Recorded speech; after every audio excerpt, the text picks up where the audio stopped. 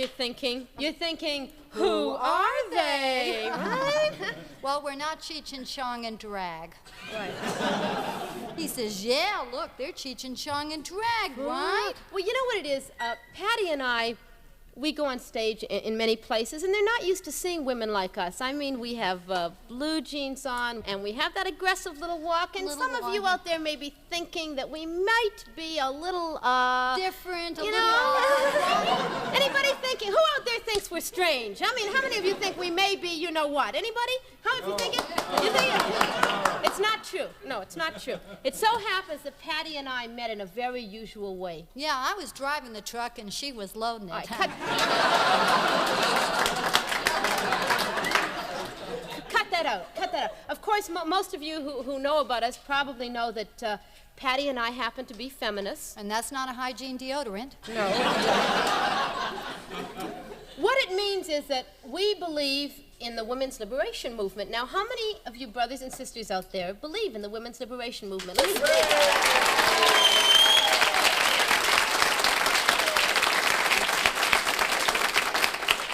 You know, people have the wrong idea about women's liberation. They really do. All it means is women want to get out of the kitchen and back on the streets where they belong. Right? Back on the streets, organizing, marching, and protesting. Now, of course, the question that we get asked the most is, what made you personally become feminist? Well, we were born women. That helped. That helped. But the main thing is, well, most people, you see, they want to know a little bit about you personally. Okay, I'll tell them what made us become feminists. Look at this woman over here. Look at her. Do you know who else is up here? Do you know? I don't know. I've had 3 glasses of champagne. All right. Do you know who that woman is? That woman is Pat Harrison. Now, Pat Harrison happened to have been one of the top high fashion models in New York City. She really was. I'm telling you, it's true. She was in Look, Life, Harper's Bazaar. She's done time. And,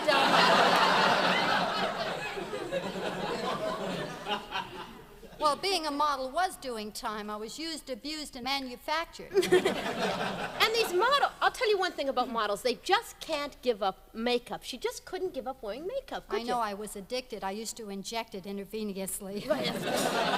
And pushers, makeup pushers are everywhere, aren't they, huh? Yeah, Revlon, Max Factor, Maybelline.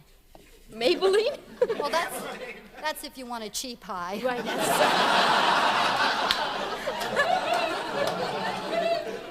Well, and I want to know something, and be honest with me. Are there any, I'm sure that some of you, how many of you guys dig seeing a woman in makeup? Be honest. I know there has to be one out there. Yeah, a couple, sure. Yeah, sure. You dig it? You like it? Well, why don't you wear it, huh? Right. I mean, don't let you trip on us, but you dig it, you wear it. That's right. You want to know what made me become a feminist? Is anybody interested out there? Be honest. What do you know? All right.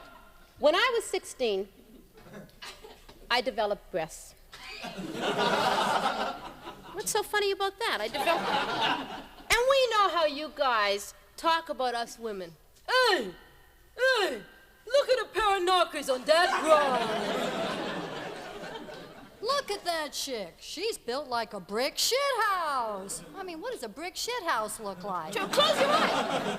Close your eyes and try to picture it. What is a brick shithouse? It's a terrible image. And, I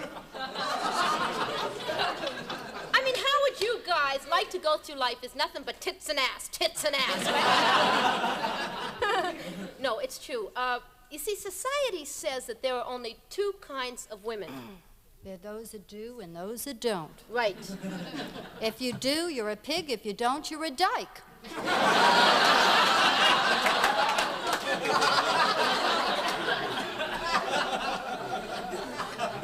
How would you like to go through life as nothing but a ham or a hole in the wall?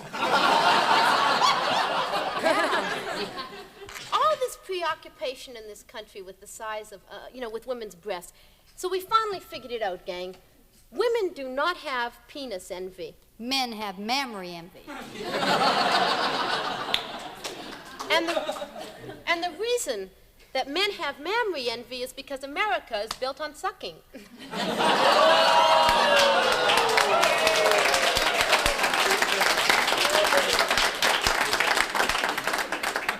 Well, that's why men fall into the booby trap. All right, now, if you guys are going to judge us by the size of our breasts, we're going to judge you by the size of your wee-wees. And we know that all men aren't created equal, don't we? Yeah, women have been discriminated against for centuries and centuries and centuries, and why? Just because we can't stand up to pee. It's not fair. It's true. Mr. Smith, why am I earning 40% less than Mr. Jones? Because we do the same job.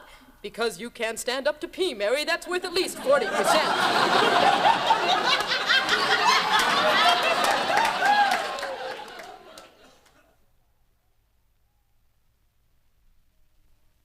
Bringing in the sheaves, bringing in the sheaves, we shall come rejoicing, bringing in the sheaves. Say hallelujah, brothers and sisters. How do you spell God? I'll tell you how to spell God. M-O-N-E-Y. Now, my name is Brother Ripoff. A lot of people have come up to me and they have said, Brother Ripoff, you cannot heal. But that's not true. I can heal because God has given me power of attorney to heal. And even if you're not sick, you get your little ass up here. I'll make you sick, then I'll heal. I don't know. We now have time for one more hymn. Brother Ripoff, I've come to be healed. I've come to be healed. What seems to be the problem, sister? Well, Brother Ripoff, I need an abortion. That's what the problem is. Are you sure you're pregnant? Well, it's not a bad case of gas. Do you mean that you have not had your period this month? I haven't even had a semicolon. You need an abortion, right? A man made you pregnant, and now you've come to me, a man, and a man, I'm going to heal you, right? Because we know how men heal everything. Hot dang, that feels good. All right, I'm sorry. You've come to me for an abortion, but I cannot heal you. Why not, Brother Ripoff? Why can't I heal you? Yeah. Because abortion is unethical. Abortion is immoral. Abortion is a sin. But I'll pay you $1,000. I'll do it!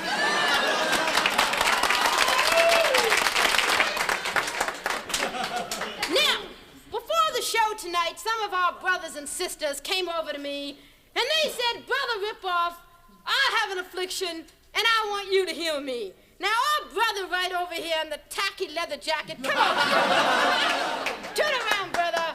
Our brother over here came over to me and said, Brother Ripoff, I have an affliction, I am impotent, and I want you to heal me. Now, no, don't laugh at our brother, because it is very, very sad when a man is impotent in our society, because this society expects a man to get it up. That's how they judge a man in this society, right? If he can get it up.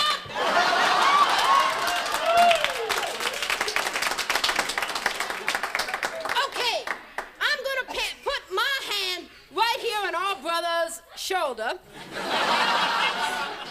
I want y'all to believe the power of positive thinking. I want y'all to be for brothers, and I want y'all to be for power of positive thinking. Brothers cures and not I. Hallelujah, you are now cured. You are no longer impotent. Couldn't you wait till you got home, you dumb bastard? All right.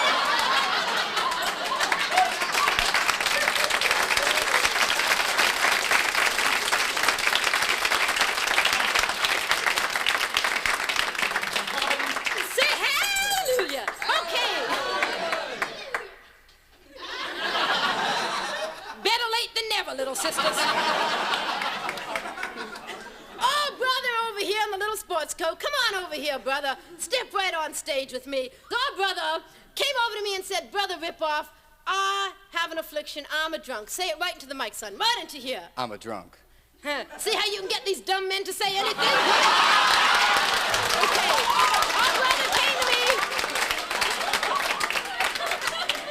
and he said, I am a drunk, Brother Ripoff, and I want you to heal me. So, I'm going to cure you. I'm going to put my hand on our brother's shoulder. And I want want you all to believe in the power of positive thinking for a poor, sick brother with the grilled cream in his hair. Really, it's very 1950s, son. I love it. I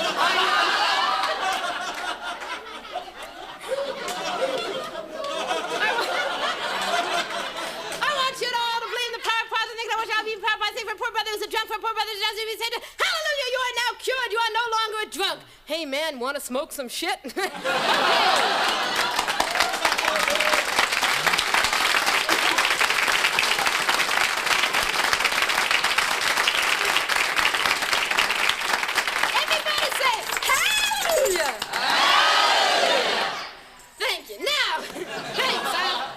That.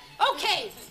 Now our sister over here, right over here in the green sweater. Come over here, sister. Stand right here, sister. What is your name, sister? Joanne. Sister Joanne. Sister, stand right here, Sister Joanne. Sister Joanne came to me and she said, Brother Ripoff, I have an affliction and I want you to heal me. I am a lesbian. No, I did not say thespian. I did say lesbian. Brother Ripoff, she said, I'm a lesbian, and I want you to make me happy. I want you to make me normal. I want you to make me healthy. Fine. I'm going to put my hand on our sister's shoulder. Don't kiss the hand, sister. And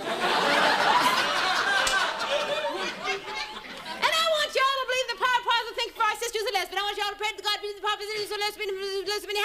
Hallelujah, you are now cured. You are now happy. You are now normal. You are now healthy. And you are still a lesbian.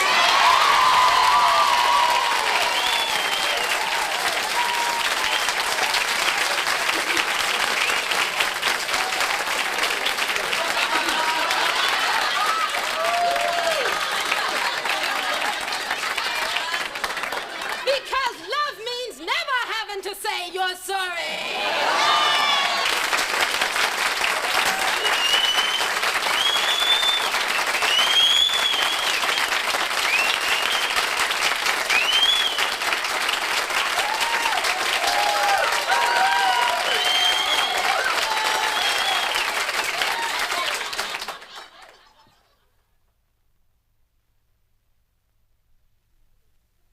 Everything today is sex, sex, sex, right? Huh? That's right. Everybody's preoccupied with sex. It's important that you understand this politically.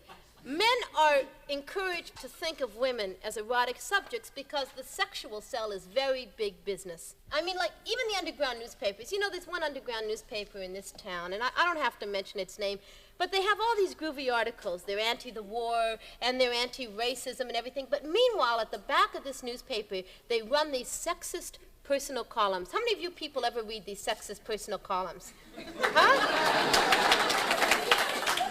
Have you ever read them? Couple wishes to meet other couple interested in whips, boots, feathers, and spurs. ...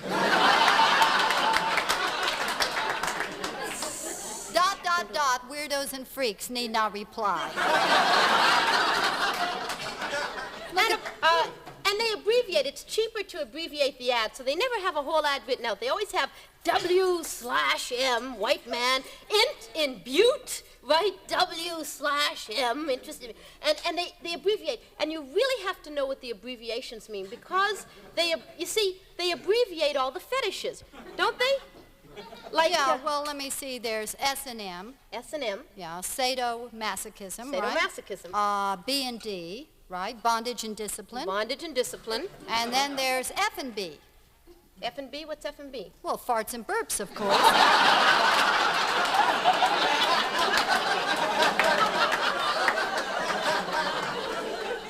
Well, everybody's into farts and burps today. I mean, farts and burps are really big. Moving right along. No, people don't know what... People don't know what to try next. They really don't. I don't want to say I got attached to my vibrator, but last Valentine's Day, I sent it 2 dozen roses. It's funny, I sent it 2 dozen roses, too. It must be cheating. No.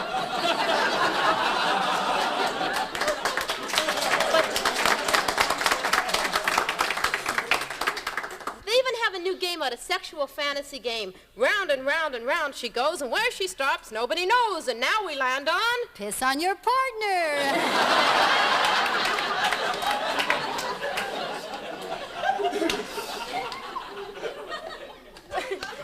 I noticed some of you got shocked. Men are very hung up about women saying dirty words. Yeah, the only kind of words we think are dirty are kill, war, hate. I mean, those are the kind of words that are dirty. But men don't want us to say dirty words. And I'll give you an example. For instance, there's one word that begins with F, that ends with K, that most men don't like to hear women say. Yeah, they want us to do it, but they don't want us to say it. And I don't think people should be hung up over saying words. I think people should just, let it all hang out and just say words. Say it, be liberated. How about it if we just all say the word, that begins with F, that ends with K? Just like that. How many of you, would you just like to say it? Would you promise? Who'll say it if we count to 3? You'll say, don't put your hands up. All right, okay, all right. 1, 2, 3. We can't play to this dirty audience.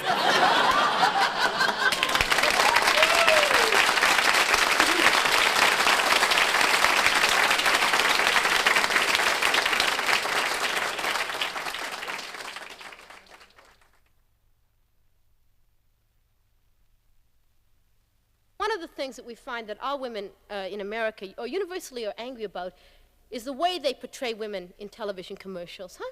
Yeah, they really put women down, don't they? Well, I mean, they put men down too, but really women. Right. Now, let me ask you something. How many of you women have the time to go to your toilet bowl, to lift up the back of the bowl, and to talk to some dumb guy floating around in the water? Isn't that stupid, huh? I mean, if I saw a little guy floating around a boat in my toilet bowl, you know what I'd do to him? What? Flush him. Oh, by the way, do you use Pristine? Of course, twice a day. But I hate the taste.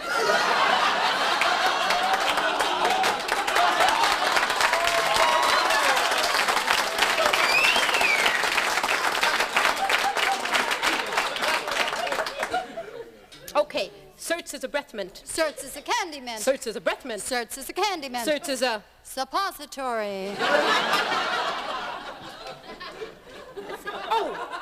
I think commercials that are really offensive are the detergent commercials. Ring around the collar, ring around, right?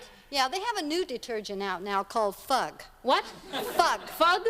Yeah, I think the jingle goes, if rinse it won't rinse it and does won't do it, fug it.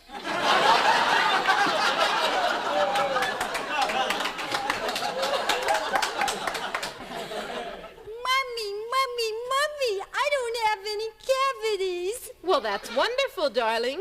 But I'm pregnant. That's what happens when you use Certs instead of... Oh, I blew it. That's what happens when you use Crest instead of a diaphragm.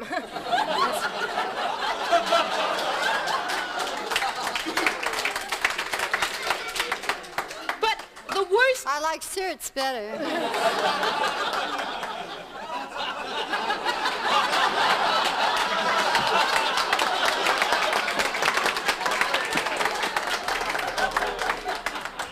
What do you mean, why isn't your dinner ready, Harry? You want to know why your dinner isn't ready, Harry? I mean, you really want to know? All right, Harry, I'll tell you why. I got up as usual at 6:30 this morning. You remember 6:30, don't you, Harry?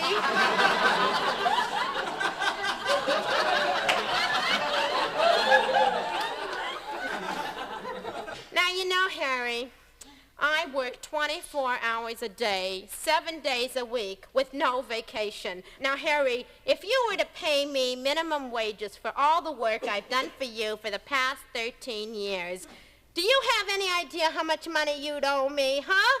I'll tell you what, Harry, I'm not greedy. Why don't you just pay me $250,000 and we'll call it even, okay, Harry?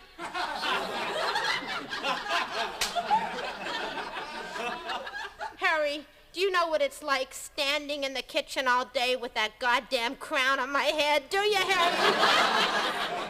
Doves flying in my kitchen window, shitting all over my kitchen floor.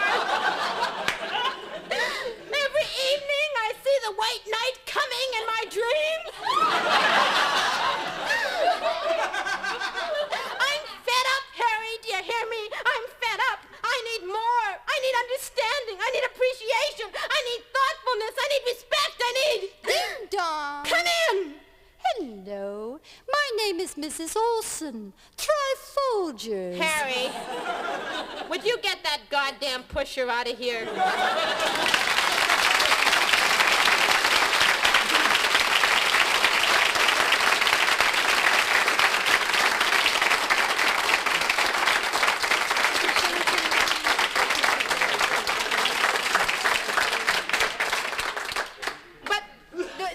And Patty and I have discussed this, that upsets us the most, that really upsets us because of its blatant sexism, are the airlines commercials. Huh? You know which one. Which Fly one? Me, right? Fly Me, right? The Fly Me commercial. Do you mind if I do the Fly Me commercial? Can I do it? Take it, Robin. Okay. This is her Jim Bailey impression. All right.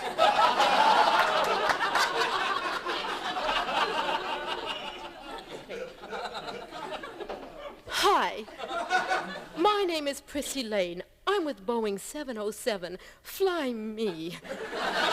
Fly worldwide. Hi, my name is Susie. I'm with Super 747. Fly me. Fly worldwide. Hi, my name is Helga. I'm with Trans Women's Liberation Airlines. You fly me and I'll kick your fucking ass in.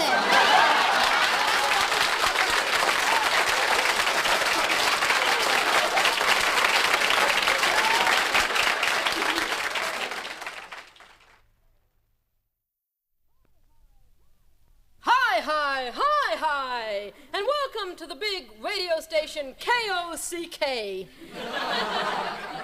where we're gonna have our televised hard cock rock special. Now, we're gonna have such mucho macho numbers as Clean Up Woman and Treat Her Like a Lady.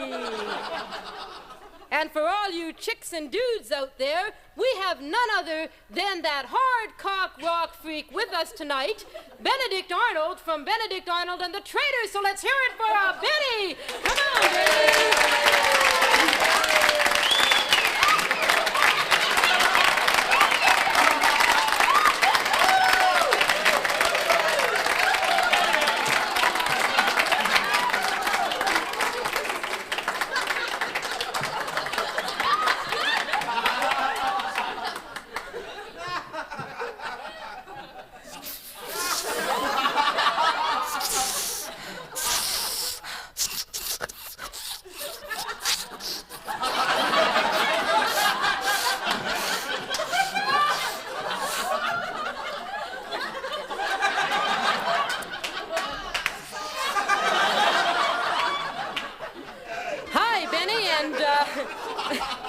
Hi, Benny, and we see you are. Hey, man. Benny, you're on television tonight. Do you see you're on television, Benny? Oh, you mean the lights over there, man? They're far out, man. Right. Yeah, way out. Now, Benny, those are your fans out there. See your fans out there? Hi, fans. Right. Benny, your fans out there want to hear you say some heavy things. Now, would you say some heavy things for your fans, Benny? Richard Nixon's nose. The Empire State Benny, Building. the world, man, the world. Benny, your fans out there want to know what you dig. Now, tell your fans what you dig, Benny. Oh, I love Reds, man.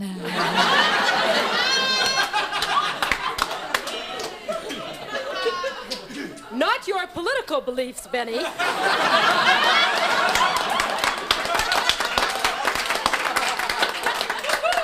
Now, Benny, you are here as the head of a committee called the Right to Get Stoned. Is that right, Benny? Yeah, I'm ahead. Right. And you are here to prove that you can't function on hard narcotics, that you're alert, you're alive, you're awake. Benny. Benny. Now, yeah, they televised me, man. Yeah. Now, Benny, in order to prove that you can function on hard narcotics, we're going to ask you to do a trick. Where is she?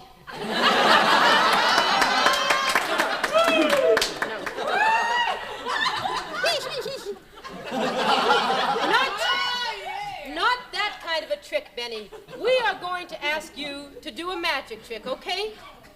Magic trick? Right. Now, Benny, here is your bag. That's not my bag, man. Yeah, Benny. Now, you work to television camera number 1 over there, and I will work to television camera number 2 over here. Okay, Benny? All right, now, reach, Benny, reach into the bag, Benny. Yeah. Now, remember, this trick is to prove that you can function on hard narcotics, okay, man? Right on, man. Right on. All right, reach into the bag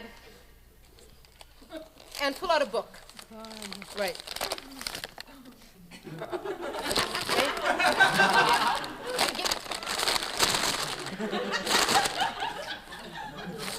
Give me the book, Benny. Okay, Benny? All right, now... Right on, man. All right. Okay, now... All right, now, Benny, I want you to reach into the bag and pull out a ring. Have you got that? Pull out a ring. Yeah, a ring. Man.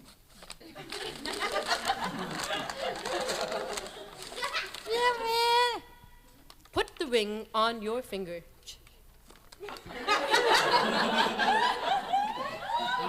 Now, Benny, have you got that, Benny? Benny? Right on, groovy. Okay. All right, Benny, I want you to reach into the bag and pull out a bandana. Bandana. Bandana, man. Oh, boy, this is out of sight, man.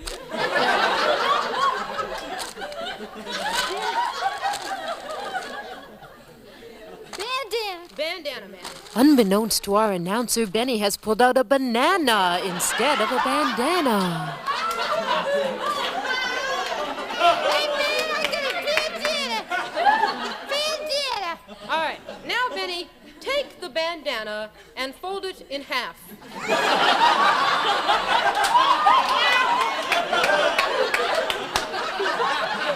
Whatever it takes to get you off, man.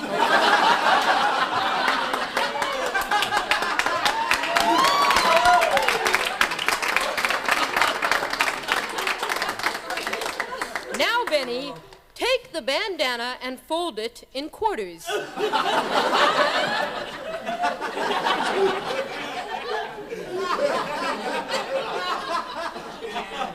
I don't know what you're on, but I wish I had some of it.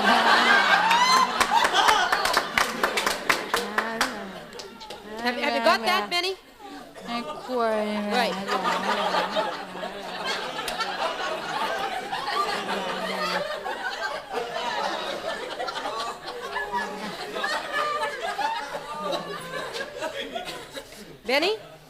Benny?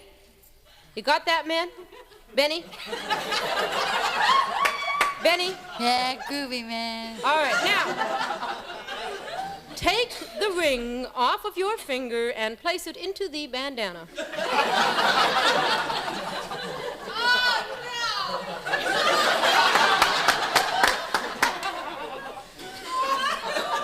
I need more shit to do this, man. I'm not ripping. We're on television, Benny. Let's not talk about caca and poo-poo. Now! Now, Benny, I want you, Benny, to give that bandana a good squeeze in your hand to show all the chicks and dudes out there that the ring is in the bandana.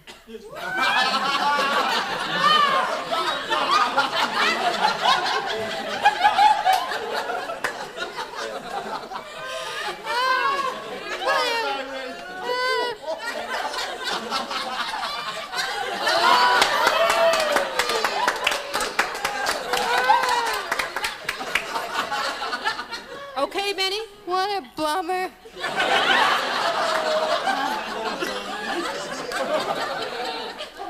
All right. Now, Benny, I want you to take that bandana and place it behind your back. I'm glad you didn't say up my sleeve. All right, all you chicks and dudes, what's going to happen is this. We're all going to count to 3 together. At the count of 3, Benny is going to bring forth that bandana, flick it right out there at you chicks and dudes.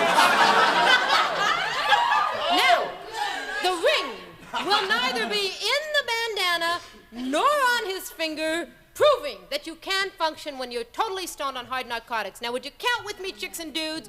1, 2, 3. It's out of sight. Right. Benny. Huh? Benny, whip it out, Benny. You want me to whip it out? No, Benny. Benny, bring it forth, man. Bring it forth, man. Just bring it forth. Bring it forth, man. Go ahead. Benny. Benny, what does that look like to you?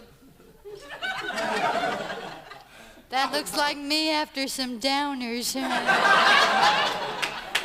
Benny, that is not a bandana, man.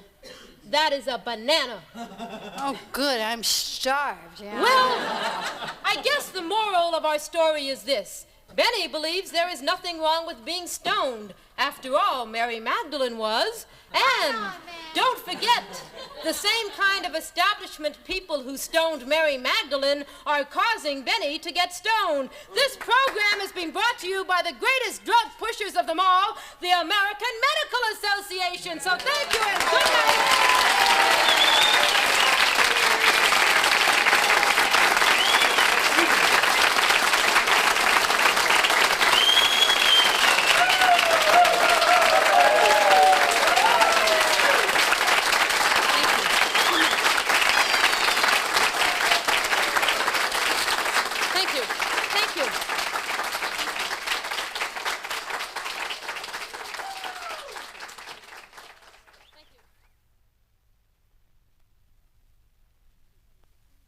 Now, if everybody could please quiet down, we'll tell you exactly what's happening in our studio tonight. Tonight, This Is Your Life has decided that instead of doing the life of a celebrity, we would do the life of an American grandmother. And we have chosen Mrs. Edith Floffenwaffel, who thinks she is here as a contestant for a quiz show. And so let's hear it for Edith Floffenwaffel.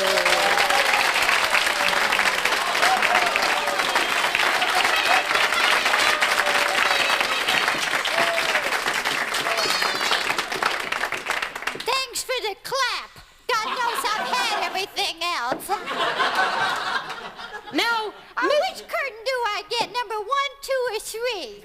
Mrs. Floffenwaffel. Ms. to you. All right. I'm sorry, Ms. Floffenwaffel. Now, you are a grandmother and you are 73 years old, right? That's right. I'm 73 years old and I'm tired of being called one of the girls. I am woman, hear me roar, and numbers too big to ignore.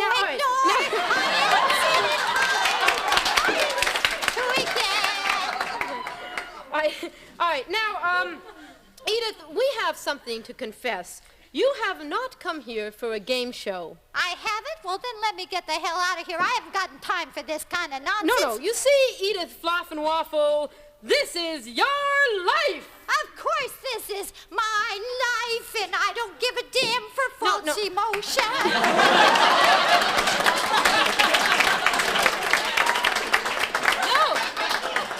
No, Edith Floffenwaffel, this is going to be your life story. You, an American grandmother. You mean this is the big TV show? This is your life? Right. No shit.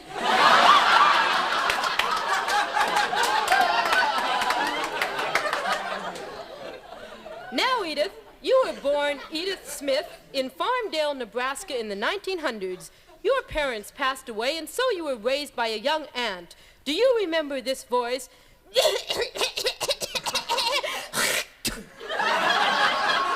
Oh, that's Aunt Elizabeth. Hello, Edith. This is your Aunt Elizabeth. Sorry I can't be with you today. But the damn croops got me down. Well, you were quite an aggressive little girl, Edith. Too aggressive if you ask me. Who asked you, Aunt Elizabeth? Now, Edith Floffenwaffel, you went on to become one of the few women to attend college in your time. And then came that tender moment when you met your true love, George Floffenwaffel. Yeah, never forget that moment. Edith, you barely had time for George because you were out campaigning for women's rights to vote. You bet I was. We got the right to vote, and what's changed? Nothing. There hasn't been a good politician since Roosevelt. Oh, you supported Teddy? No, Eleanor.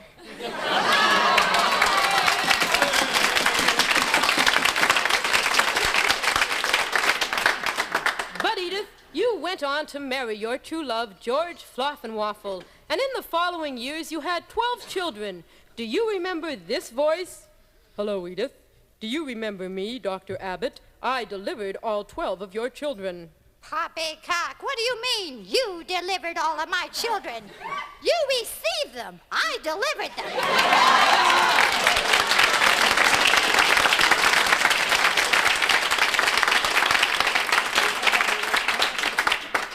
Then, Edith Floffenwaffle, tragedy struck.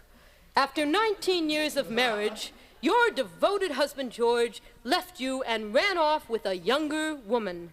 Oh, what tragedy. It was the best thing that ever happened to me. Every night my husband George used to come home and say, "Yoo-hoo, come get your daddy's peaches."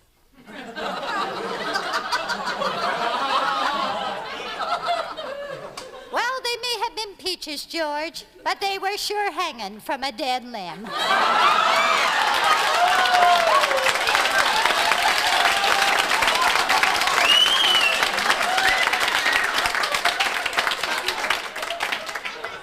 And so, Edith, because you were mentally worn out and exhausted from the divorce, in order to readjust to your new situation, you turned to a psychiatrist for help. And surely you remember this soothing voice. Well, Edith, you were certainly a mess when you came to me.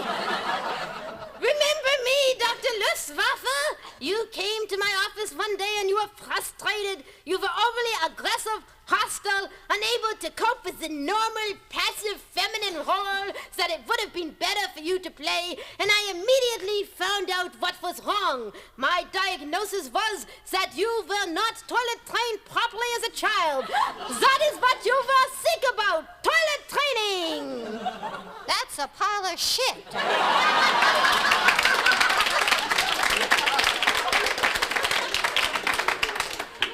Of course, you stopped seeing the psychiatrist, Edith. You got a job, and your 12 children grew up, and of course, they had children of their own, which made you a grandmother. As a memento of this evening, we would like to present you with this album of your memories and a sterling silver charm bracelet. I'm sure that this evening has meant a great deal to you, as it has to all of us watching you in our studio and home audience. Has it moved you, Edith Floffenwaffle? Well, this evening has been a memorable experience in my life. And as I look back over my past, I just have one thing to say. What's that? Fuck you, Aunt Elizabeth. Fuck you, Dr. Abbott. Fuck you, Dr. Lippenwalder. And fuck you, George.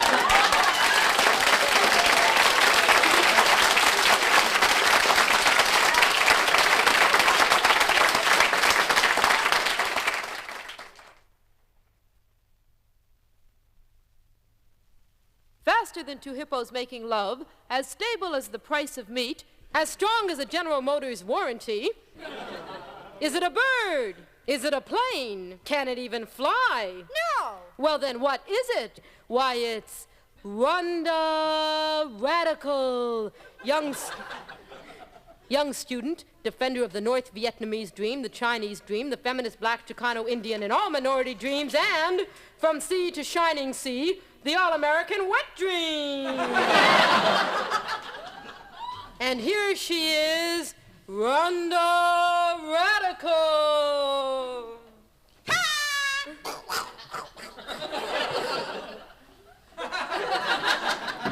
Power to the people. Power to the people. Power to the people. And just remember, when we say power to the people, we're not talking about the electric company. Now, it's groovy to see such great turnout for this rally. Now, over to the right is a splendid showing from the Gay Coalition.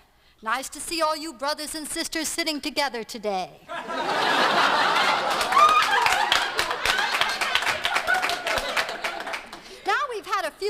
complaints, but there's absolutely nothing we can do about the situation because seating has been prearranged. NPAC is just going to have to remain seated next to the Peace Action Coalition. Great to see that we have a fine turnout of the Black, Chicano, Indian, and Jews for Jesus coalitions.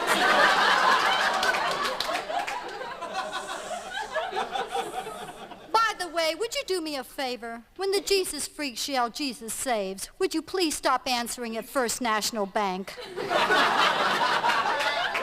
And as far as you Vietnam veterans against the war go, would you stop getting up and giving your seats to the feminists? It's just not appreciated. Okay, we have a couple of announcements to make before we begin. First, the socialist workers will be having a fundraising party tonight. Refreshments and pamphlets will be served. And by the way, you all may be interested to know this, the citizens of Watts have just elected Governor Ronald Reagan Mother of the Year. This has been Opinions with Rhonda Radical.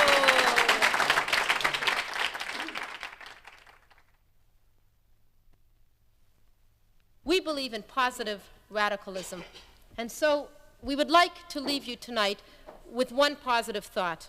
Yeah, fuck off. No.